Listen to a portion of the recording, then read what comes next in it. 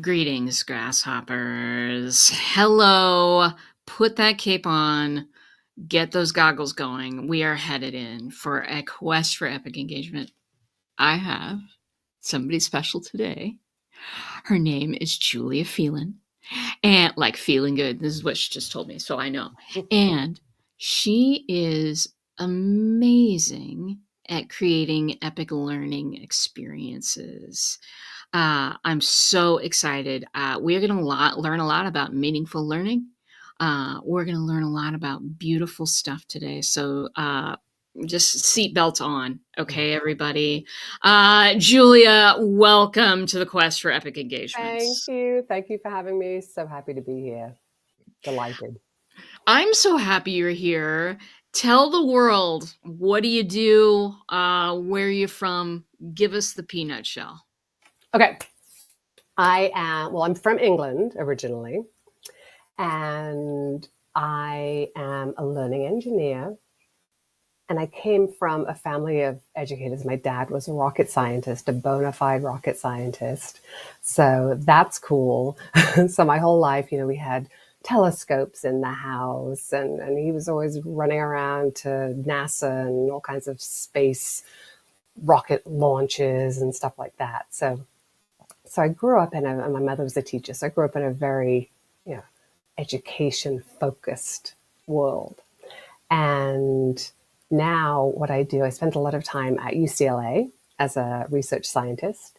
And I got my Ph.D. in UCLA, in education from UCLA, and worked there for many years. And then now I realized while I was there that there was a huge opportunity to take all of this great stuff that we know about teaching and learning that's happening in the ivory tower of the university settings and bring it over here into the real world and apply it in all sorts of different areas where people aren't always really thinking about, oh yeah, teaching and learning, that's a thing. That's a subject area in which you could have expertise. Because most people feel like, yeah, I went to school, I've had teachers, that's just a thing that, it's just a thing that everyone's experienced it. And a lot of people don't really think about, just like any subject area, that there are, you know, things that work and things that don't work and things to take into consideration when you're designing a learning experience or teaching somebody something. So for me, I take all of the things that we know about, what works in teaching and learning. We know a lot about that, but it tends to sit over here. And I bring it into the real world and also think about how do we apply these things and think about and consider the context that we're in, because everyone's different, right? Everyone's coming from a different perspective. Everyone has different backgrounds, different experiences, different motivations for being in a learning experience, different emotional states at different times, and all sorts of different things. And we could think about a less human example of, if you have a lot of principles that you know about how to design a bridge or something like that, you could work in a lab or in a computer simulation type of situation, or even just sketching out something, and you could draw and figure out a new bridge design. But if you take that bridge design and you build it in some environment, you really have to make sure that you've taken into consideration all of the different environmental things that are happening there. So is it, what's the temperature like? What's the weather typically like? What's the variation in temperature like? Is it near the ocean? Is there, all of these different things. And we see in real engineering, or sort of, the more traditional engineering area, that if you don't think about the context, then you're likely to not have a successful implementation of your bridge or whatever you've built, because all of a sudden you think, oh, didn't really think about how many people were going to be driving across this bridge, or that there's a lot of wind in this area. And so similarly, when we're thinking about teaching and learning, we can think about what we know about what works and what the evidence tells us. And then we have to think about, okay, we got that. That's our foundation. Now, if I want to use those things and be thinking about teaching a group of people, or in any kind of environment, now I need to think about what's all the other stuff that I need to consider. So it's not environmental things like weather now, but it's all of the different backgrounds and stuff, because learners vary, teachers vary, and so all of those things. So I'm all about helping people to do that in the most effective and efficient way. So thinking about, how do we take this stuff over here, apply it in different environments to get the best outcomes. So it's all about improving teaching and learning, and helping people to see that there are actually evidence-based ways to do things that they can employ that maybe they hadn't thought about before. Well, and my profession is coaching, and I work with a lot of coaches, and teaching and learning. Yeah, that's what Yeah. we, because we're the expert in whatever transformation we're trying to help our clients achieve. There's always a bit of expertise in a particular area, and we're in that space now, many years ago, industrialized education, one teacher, many students, everybody gets the same message. Now we're going to give you a test. Hello, do well, kids. I mean, and that's how I grew up. Yeah. That's definitely the environment. And uh, I think that, like, we've retained that's education, that's learning. Mm-hmm. um and so a lot of people, oh, I've got expertise, I'm going to make a stack of videos for people and they're going to learn. No, they're not.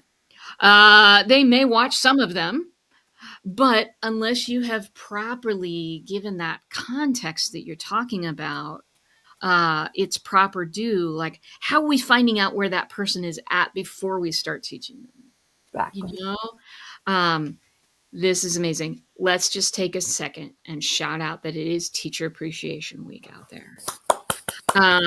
Hello, everybody. If you know a teacher, I want you to go and give that person a hug or deliver them chocolates. I mean, whatever they would prefer. Those folks are they're advancing our futures in ways that we don't even know. So please do appreciate your favorite teachers out there this week Yes, and 100%. forever, Yes. not just this week, but Yes. Not just this week, but this week is a start, right? And I think we can all think, if we think back, or even today, we can think about people who have influenced us in incredibly positive ways as teachers, as educators. And I'm lucky to have had a lot of influence from amazing educators. I'm lucky to be married to an amazing educator. And I think that we cannot, sort of underscore enough that teachers do an amazing job and they don't always get the respect that they deserve. And I would really love to see the practice of teaching be celebrated for the art form that it is. an art form. Yes. Absolutely. Those people need to be creative, above all else some days. Yeah, Uh, for sure. Yeah. And I think, I mean, you touched on it a second ago, but thinking about the model of one teacher, 30 students, everyone gets the same thing is what we're frequently exposed to, or we're exposed to in our own experiences. And while we can't necessarily differentiate our learning experiences for every single student, there are a lot of things that we can do to help meet people where they are in terms of their background knowledge and experiences, but also thinking about how can we tap into what they're interested in. And at the same time, we can do that while we are still, following our own educational objectives and goals. And my husband has a great example of this that he does with his students at UCLA, where he teaches life science. He teaches life science for people who are not going into traditional science fields, but they are taking a science requirement for some other reason, just to satisfy that. And his real passion is, okay, these folks aren't deserving of some watered down experience that I would give the pre-med students. No, I want to help them understand how science is relevant to them in their everyday life.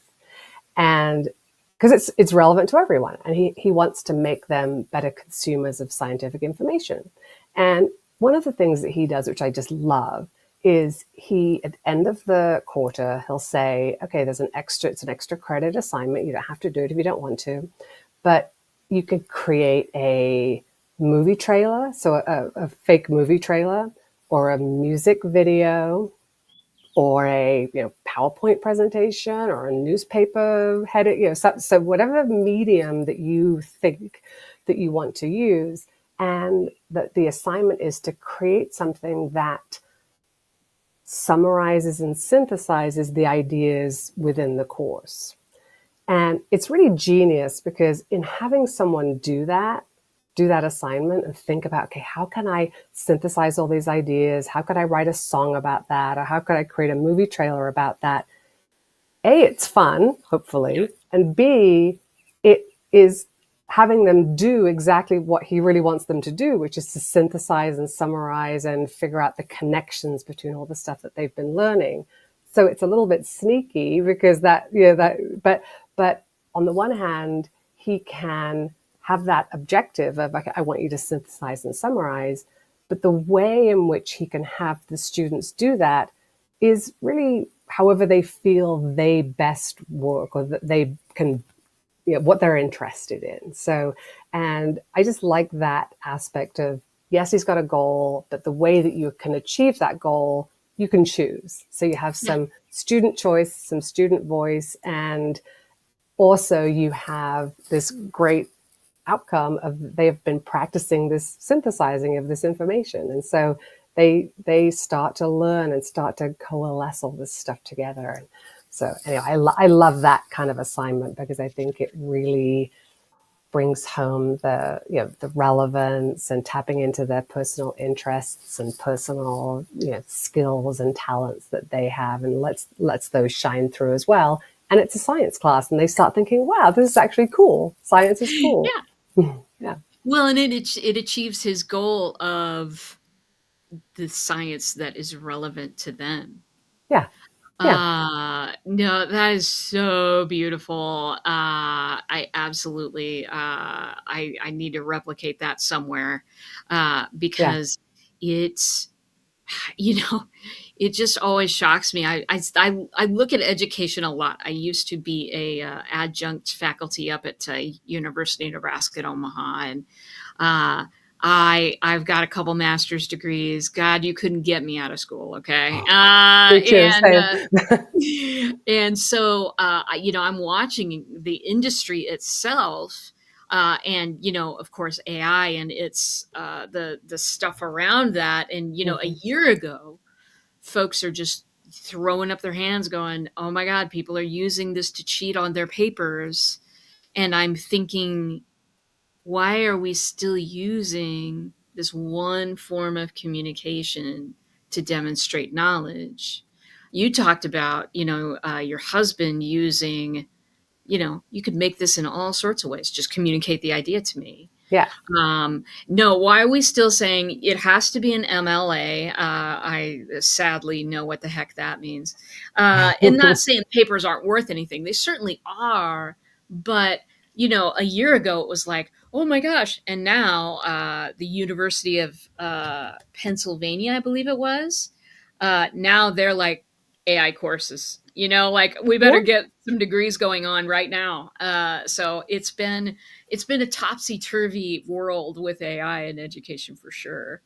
Yeah. Uh, And I think with AI, it's it's one of those things where, on the one hand, I feel like I wish people didn't even need to think about this issue of academic integrity. I wish that everybody who was in a university or a school setting of any kind wanted to be there and wanted to succeed under their own steam. We all work so hard. These students work so hard to get into the school. And once they're there, I think, well, don't you want to learn everything that you could possibly learn? And so I just, it's so sad to me sometimes that there's that negative side of it.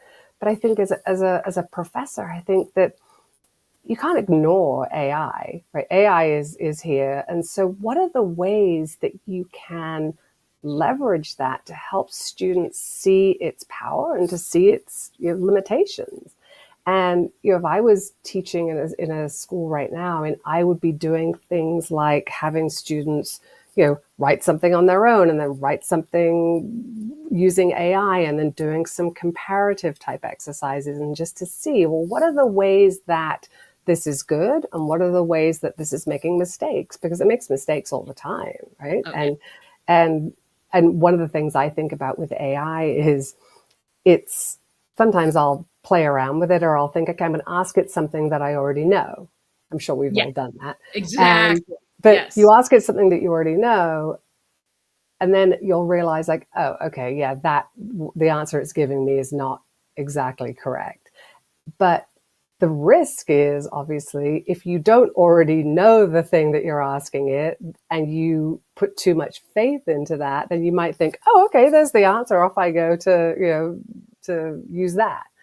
So it could be useful when you've got something that you can confirm, but if you don't have that background understanding first, then it's a little bit of the wild, wild west. But I think that teachers have to embrace it and embrace ways that it can help make them more creative, or just help students to see how it could fit into what they're already doing. It doesn't have to usurp everything, as we were talking about earlier. Yeah, that would indeed be a dystopian world. Yes. Uh, but for me, it's all about using it as a stepping stone and Mm-hmm. filling in the rest. But yeah, it's here to stay. And in some ways, it can open up that creativity that's in us. It's still there. It's we were talking about creativity kind of being beat out of us as adults, basically. Look Yeah. like this, sound like this, like all of that kind of stuff. And me, I mean, I'm against that. I can't even write on lined paper, Julia. Uh, but but yeah, so looking at these effects, and just looking at that whole scenario out there, it's changing. The way people learn is changing. I think the best way that folks can use AI is to indeed be able to meet people, figure out where people are at, and meet them there. Mm-hmm. But yeah, I mean, you and I were talking a little bit too about creativity earlier before we got on. Mm-hmm. And you were talking about how people really discount and devalue creativity and creative work. Do you want to kind of go into that a little bit? Yeah. I think that, in general, looking at any area of subject matter expertise, we tend to discount a little bit the time and effort and experience and all of the stuff that goes into developing expertise in any area. And oftentimes it's because people who are experts in things, they make things look easy and it looks fluid and simple and effortless. And the more we see that, we think, yeah, I could do that. And yeah, because we haven't really seen behind the curtain or how the sausage is made or whatever you want to say, that we just see the end product, we don't see the rest of it. And that's, I think, a phenomenon that crosses over all sorts of subject matter areas. But I think in particular, it starts to creep in a different way with creative endeavors. And I think we spend time with our kids encouraging them to be creative, and we get upset when creative programs are cut and we're trying to bring art and music and all these different things back into schools, or trying keep them there. And so we're encouraging our young students to pursue those areas or to gain experience in those areas. And then at some point, I see a shift And again, I'm just speaking generally, obviously, here, RJ, but that you end up being, we see this pattern of, oh, I'm so excited that this new movie's coming out. I'm going to see if I can download it for free using my next door neighbor's grandma's Netflix account, or I want to see if I can download this music for free, or I'm just so angry that textbooks are so expensive, or I mean, you name it. That we see these. I hear these things, and I hear people say, "Oh, I need someone to design my new website for me. I really don't want to spend much money on it." And I think, where does that shift happen that we go from encouraging creative endeavors to then not valuing them with our pocketbooks, to be frank, and not showing the respect that creative experts deserve by saying, I, in my own profession, would like to be compensated in a way that would allow me to live a life that I want to live, but I'm not ready to do that for other people. And I think it's interesting that there's this disconnection between those two things. And I just really feel strongly that we need to appreciate, respect expertise in any area, really acknowledge that nobody becomes an expert in anything overnight. It takes a lot of practice and feedback and practice and experience and time. And that applies to anything. And I feel like we should be not discounting that and not nickel and diming people who are in creative fields because we think, anybody can be a writer, anybody can do that. Because no, it's not true. Nobody rolls out of bed at good anything. And I would just like to see a society where it's not celebrated to buy the knockoff designer bag, or it's the same thing, or to find some illegally photocopied book online and download that. Because what message is that sending to the creator of that their expertise is not valuable or not worthwhile? So and that's indeed, it would be a very different world if we were to value our creators more. Because for me, I'm a former theater person. That's what I did for undergrad, and that surprises almost no one. But those experiences in theater taught me so much about work ethic. It taught me so much about teamwork. Just volumes and volumes I learned from that.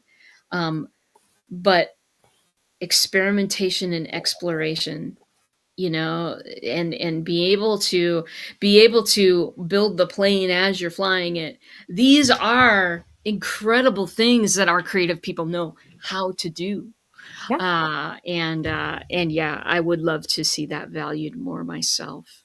And it's interesting you talk about your early experiences.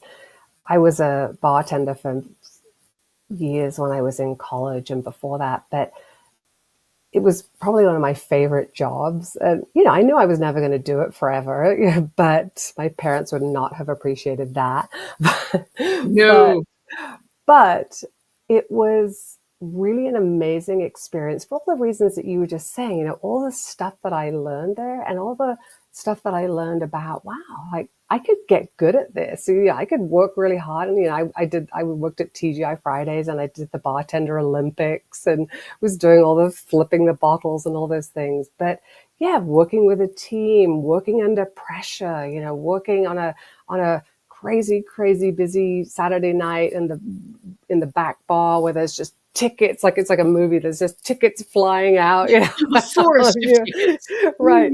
And you just and it's problem solving and which drinks can I make at the same time and all these different things. And I think about that job all the time, not just for the people that I met there, but all of the lessons that I learned were really, really valuable. And I think similar to your early theater experiences, doesn't mean that necessarily has to be your vocation forever, but you can learn a lot of stuff from that.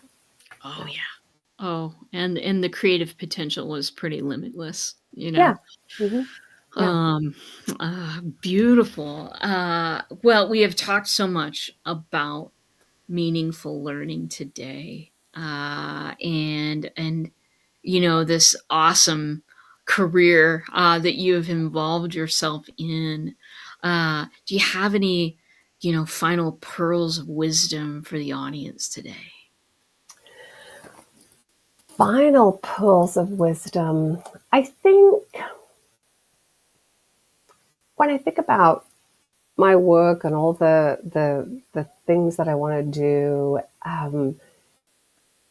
it all really boils down to when we think about helping people learn, and learning is just changing. It's changing the way you're thinking, and that's what learning is. There's a change happening, and there are ways that we know that works better, and there are ways that we know we can do that effectively.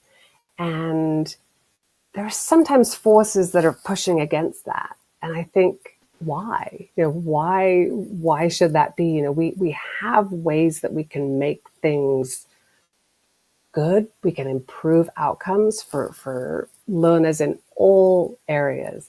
And my real wish is that we can embrace that and lean into that, because it's very easy in learning to be grasping onto the latest shiny object, or everyone saying, oh, you should be teaching your people using TikTok videos or whatever the latest craze is. And at the end of the day, we need to take a step back and think, okay, the first thing we need to think about, looks like I'm praying. the first thing we need to think about is how people learn, and we know that. And now think about, okay, if we're going to use some technology tool or some other thing, what's the best way to kind of get those two things working together in a productive way? Because, if I want to if I said to you, hey, I want to teach you something, how would you like me to do it? What I would hope you would say is, well, I don't know. What is it that you're trying to teach me? Right? That you wouldn't really be able to answer that question without asking me that back, because it depends. If I want to teach you a new dance step, then me writing that down for you is probably not the best strategy. You need to see me do it, and I need to help you, show you how to move your body and do it. But if I want to teach you how to differentiate between, I don't know anything about opera, but let's say this type of opera and this type of opera, then okay, I'll probably have to have you listen to some things and have you figure out how do you identify the differences. So it's so important for us to be thinking about that what we're trying to teach and to whom is the only thing that really matters. And once we know that, then we can start thinking about what's the best way to do that. But let's not start with, oh, I want to make a bunch of TikTok videos about something. Let's not start with that, right? Let's start with, what do I want to teach and to whom? And once I know that, then I can start thinking, okay, what is my best strategy for you in the moment that you're in now? And the other thing that's so important there is, as you learn, you change. So something that might have been appropriate for you when you were a novice is not going to be as effective as you gain expertise. So again, we need to be comfortable in having some flexibility of thinking, because what tends to happen is someone will say to me, oh, what's the best way to teach someone to differentiate between two kinds of opera? And I do have to, you have to say it depends. And if you don't say that and you say, oh, well, it's always best to do this, well, this is the best strategy, then people tend to fetishize that a little bit and to think, oh, okay, well, that's the be all and end all. And if we're not doing that, I guess we can't be successful. So really being open to how people change, as they're learning and changing, how the methods that you're using to teach them can change, and all of that, and what I was talking about at the beginning with context. And I think that I like to imagine that I've got a big one of those sound mixing boards, that you put the little levers up and down. And anytime I want to teach somebody something, I've got all these different factors that I have to think about. You know, how, how are they, what's their emotional state? Do they see value in what we're doing? Do they think that there are any obstacles in their way? Are they what kind of emotional state are they in? All these different things. And do they have any experience with this before or not? And I could start to nudge some of these little levers up and down based on all of those things. And it's a pretty overused phrase to say, there's no one size fits all thing, but I think in teaching and learning, it's so true Mm, that, and if we start to imagine that, oh yeah, the best way to do that is this, well, you've already made a mistake, because back to our initial conversation, you're not thinking about the context that you're in. yeah. And so that might have been a whole pearl necklace and not a pearl, but Well, enough wisdom to fill a string. That's well, amazing. maybe a choker or something. There you go. Well, thank you, for being with us today. I've learned stuff, and I know my audience of coaches is out there, uh, really loving this information as well.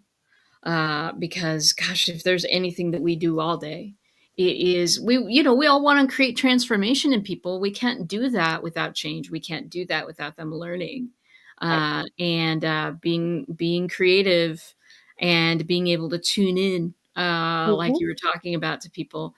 It would be astronomically hard to do this job without having those skills.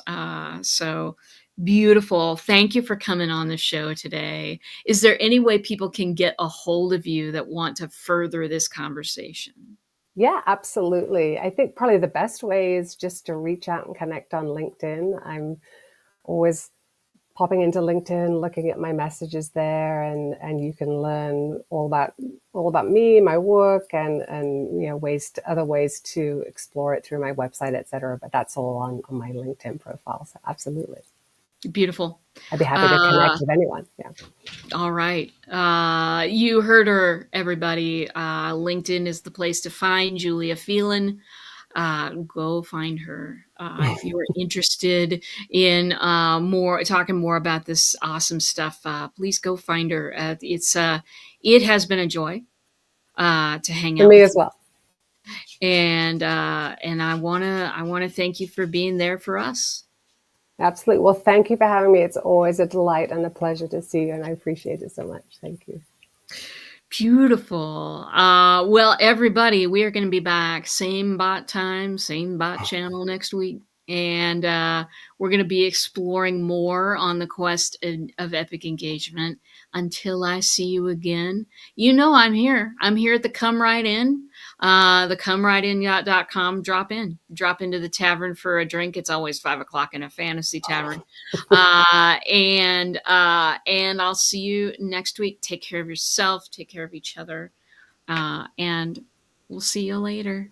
Thank you. Bye.